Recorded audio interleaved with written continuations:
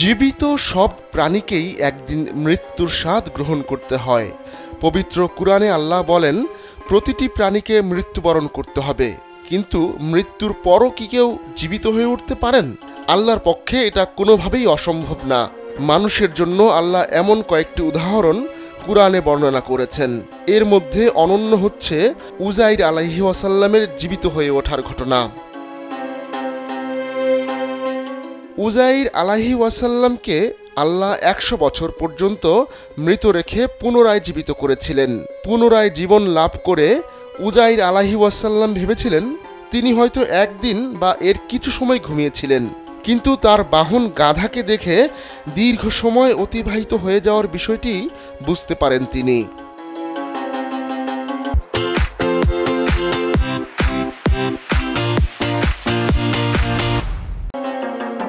সূরা বাকারার ২৫৯ নম্বর আয়াতে উল্লেখ করা হয়েছে, উজাইর আলাইহি ওয়াসাল্লাম বলেছিলেন মৃত্যুর পর আল্লাহ কিভাবে তা জীবিত করবেন। অতঃপর আল্লাহ তাকে ১০০ বছর মৃত রাখেন, পরে তাকে জীবিত করেন। আল্লাহ বলেন, তুমি কত বছর অবস্থান করেছ? উজাইর আলাইহি ওয়াসাল্লাম উত্তরে বলেন, একদিন বা তার কিছু সময় কম অবস্থান করেছি। তখন আল্লাহ বলেন, তুমি ১০০ বছর অবস্থান করেছ। হযরত দাউদ আলাইহি ওয়াসাল্লাম ও ইয়াহইয়া আলাইহি ওয়াসাল্লামের মধ্যবর্তী সময়ে আগমনকারী ব্যক্তিদের মধ্যে উজাইর আলাইহি ওয়াসাল্লাম অন্যতম ছিলেন।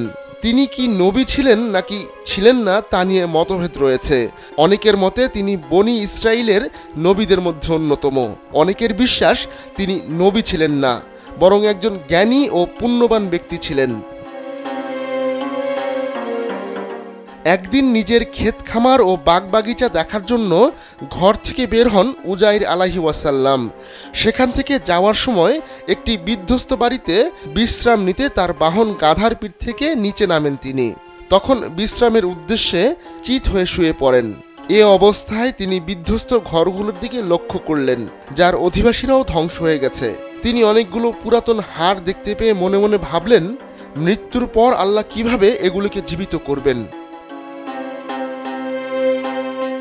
আল্লাহ যে জীবিত করবেন এ নিয়ে উজাইর আলাইহি ওয়াসাল্লামের বিন্দুমাত্র সন্দেহ ছিল না, কিন্তু এ কথাটি তিনি কেবল অবাক বিস্ময়ের সঙ্গে ভেবেছিলেন।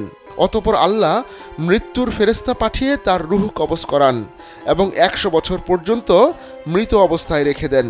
১০০ বছর পূর্ণ হলে আল্লাহ উজাইর আলাইহি ওয়াসাল্লামের কাছে ফেরেশতা পাঠান।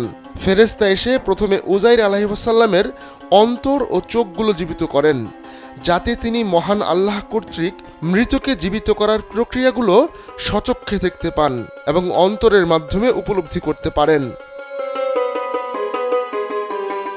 জীবিত হওয়ার পর উজাইর আলাইহি ওয়াসাল্লাম যখন বনি ইসরাইলের কাছে ফিরে এসেছিলেন, তখন তার ছেলেরা সবাই বৃদ্ধ হয়ে গিয়েছিল, অথচ তিনি ছিলেন যুবক।